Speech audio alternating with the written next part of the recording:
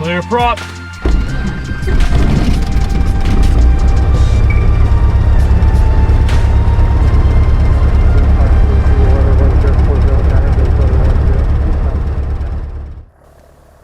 Hello ladies and gentlemen, Central here. Hope you guys are having a wonderful day as always. The saying, what goes up must come down, is very true for aviation. Anytime an airplane goes up, it's going to have to eventually land. What do we do when we land? We fly at very low speed. So it's important to understand as a pilot how your airplane is going to handle when flying very slowly. Now obviously, you're kind of committed once you've taken off. You're going to have to land, so you're going to have to fly slow at low altitude. However, when you're practicing flying slow, you don't have to fly at low altitude. In fact, if you want to do some slow flight, having more altitude is better, just in case something goes wrong. Just in case you stall or inadvertently get into a spin, you've got altitude to recover.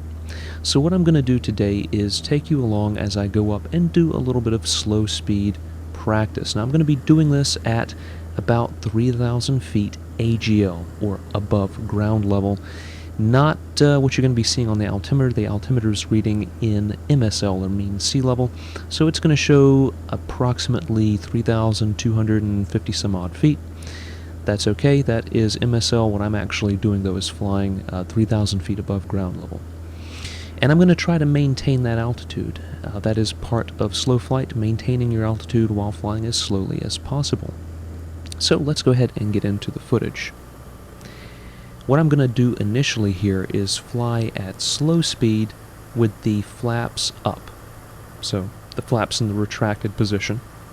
So what you're going to notice on the airspeed indicator is that I'm going to get somewhere around 60 knots indicated, and you might hear the stall horn go off every once in a while. Again, stall horns don't indicate that the aircraft is stalled.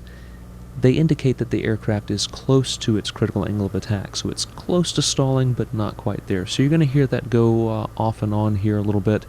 I am fighting some turbulence today, so you are going to see a lot of control movement, a lot of aileron correction to keep the wings level. But there we go. I'm getting the airplane nice and slow.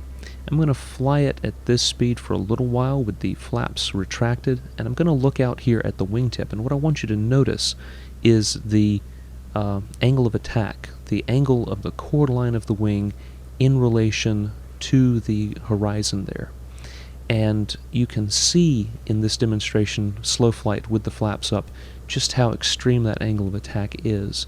I think I'm going to look out to the left here in just a moment. You can really see clearly the difference in angle between the chord line of the wing and the horizon. There we go.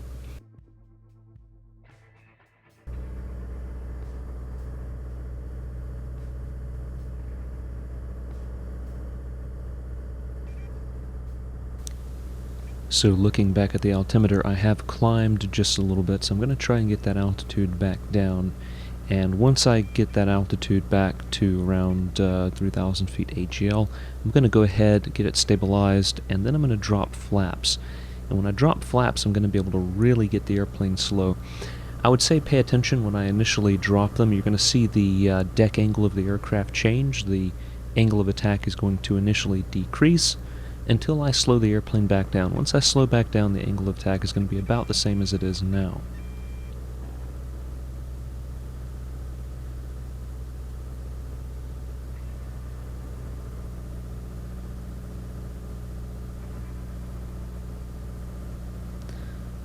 So here we go, dropping flaps.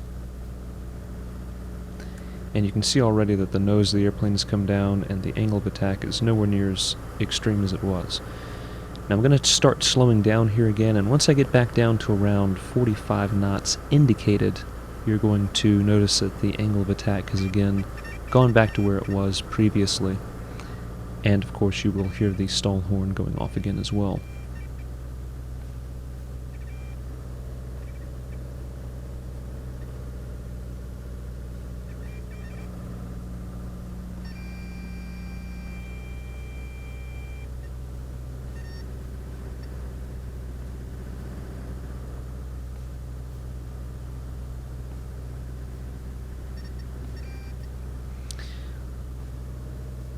So we're starting to scrub that speed back off.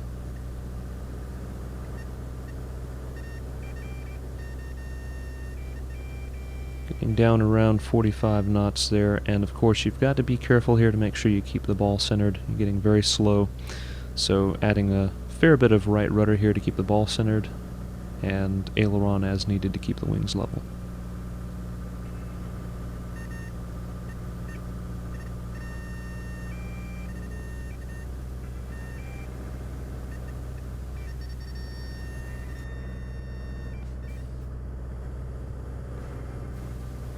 It is, of course, really nice when you can get right on the stall horn there and ride it for a little while.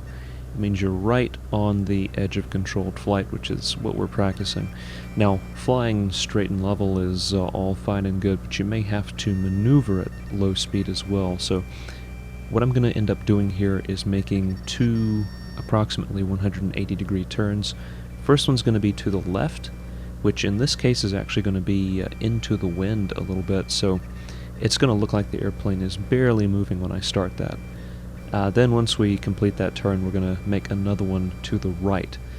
Now, as you increase bank angle, you increase your stall speed. We can overcome that to an extent here by increasing power, but we do have to keep our bank angle very shallow. I'm only going to bank here by about 10 degrees either direction, but at this low of a speed, that actually turns out to be a standard rate turn. So if you look at the turn coordinator whenever I make this left-hand turn, you're going to see that it's basically a standard rate turn, even though I'm only banking over at 10 degrees.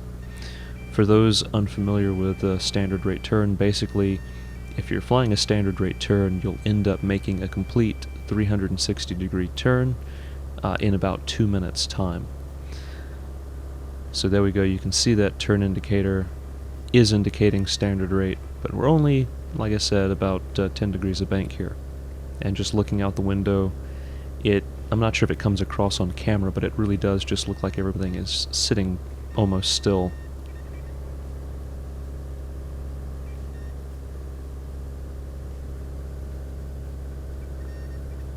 And at this point, because we're flying into the wind, the ground speed is extremely low.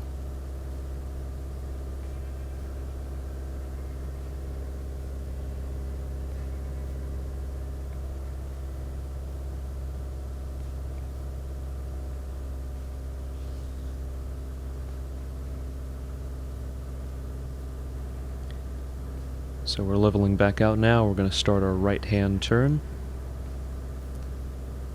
And again, it's going to end up being approximately standard rate, holding altitude very well, and keeping that speed as low as possible.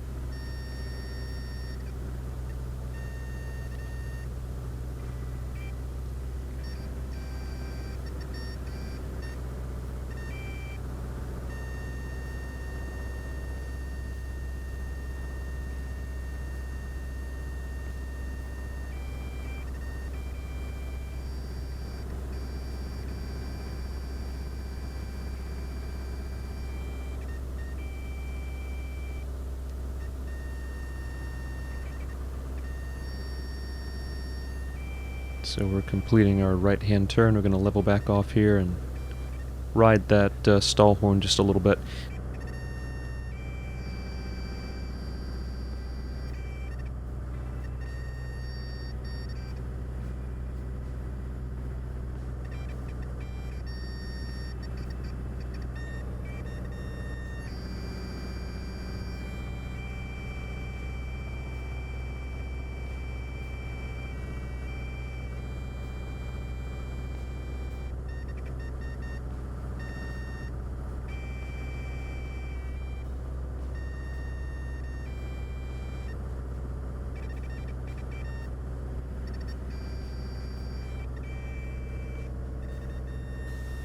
At this point, I'm done with the slow flight, so I'm going to go ahead and get out of this, adding power first. Then I'm going to start bringing the flaps up as the airspeed increases, and we are recovered from the slow flight practice. At this point, I'm going to go do some landings at some nearby fields, and this practice actually comes in handy right away. So let's go ahead and take a look at our first landing as we approach a grass field with some trees close to the approach end. So if you are a regular viewer of this channel, you've seen me land here before. One of the tricky things about this particular grass runway are the trees. Not necessarily, a concern with getting too close to the trees, but the fact that the trees are there means that you can get some very strange air currents flowing in and around them. And this is a gusty day, as you can see. The airplane's bouncing around a little bit, having to add some aileron input there to keep the wing level.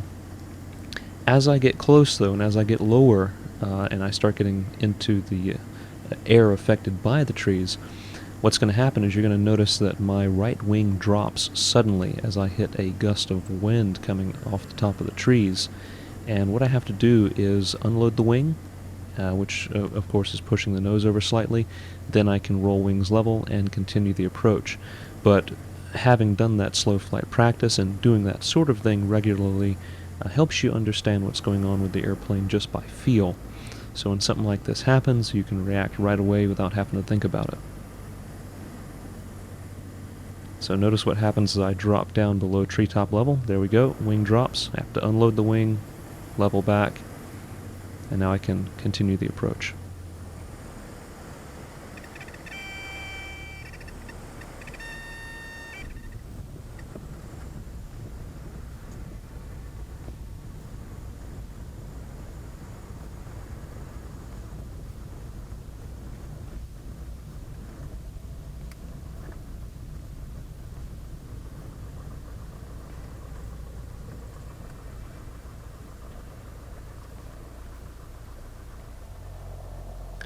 Of course, one of the other phases of flight where you are going to be rather slow is on takeoff.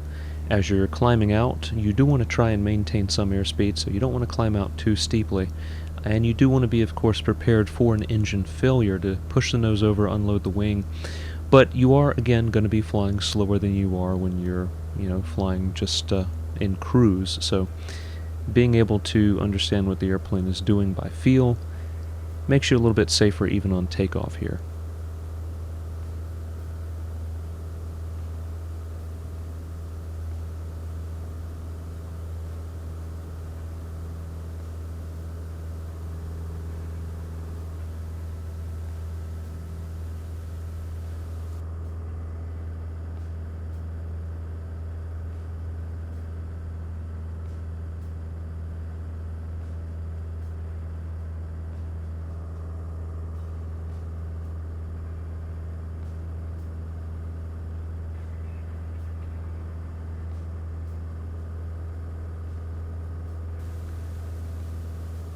Now, being able to land slow isn't just for short or soft fields. Even with very long paved runways, sometimes being able to land short is preferable. This airport, for instance, has intersecting runways as well as a very long taxiway that you're going to have to go down if you don't stop before basically 1/3 of the way down the runway here. So I'm trying to land short here, and I'm going to make a nice, very soft, smooth landing, but the idea is I want to get off before I get to that intersecting runway, and, failing that, I'm going to have to basically roll all the way to the end of the runway to get onto the taxiway. This can become especially important on controlled fields. This isn't one, but with controlled fields where they're conducting landings on intersecting runways, sometimes it's much easier to get off and get to the ramp if you are able to land short.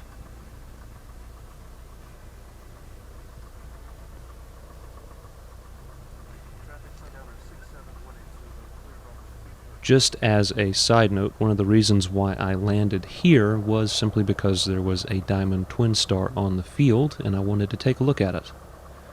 So for those unfamiliar, the Twin Star is a aircraft designed, manufactured in Austria, And it runs diesel engines, so the engine in my plane runs 100 octane gasoline, 100 low lead, but that plane over there is getting fueled up by a Jet A truck because the diesel engines burn jet fuel. So that's a little bit unique. And they're fairly rare around my area, so I wanted to come by just to take a look at it. Going to be taking off here again shortly.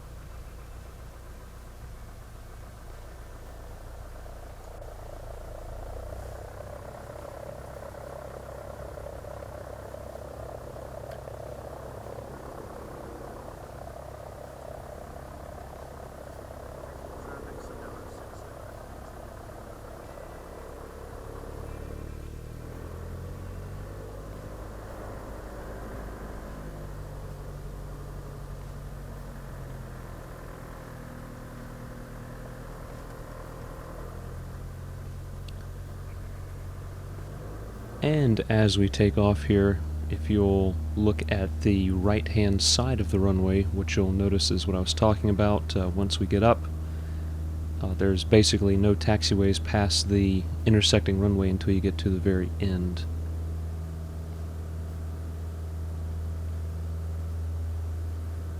So there was that taxiway that we went off on, there's the intersecting runway, and no more taxiways until the very end there.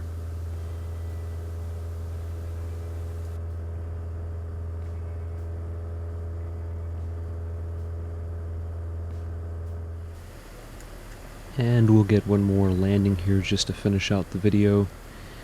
This time I end up coming in a little bit lower on the approach than I wanted to. Again, being able to recognize what's going on, I end up adding power and dragging it in. Basically, I just didn't want to land on the overrun. I wanted to make sure that I actually got past the threshold of the runway before touching down. So if the runway came all the way out to the end, it would have been fine, but I wanted to just make sure that I didn't land on the overrun here.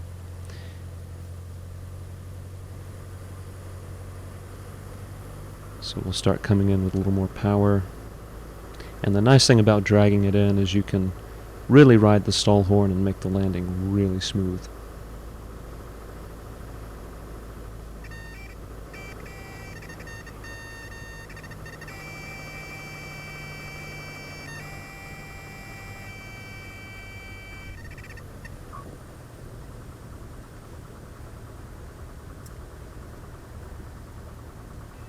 So that's basically it.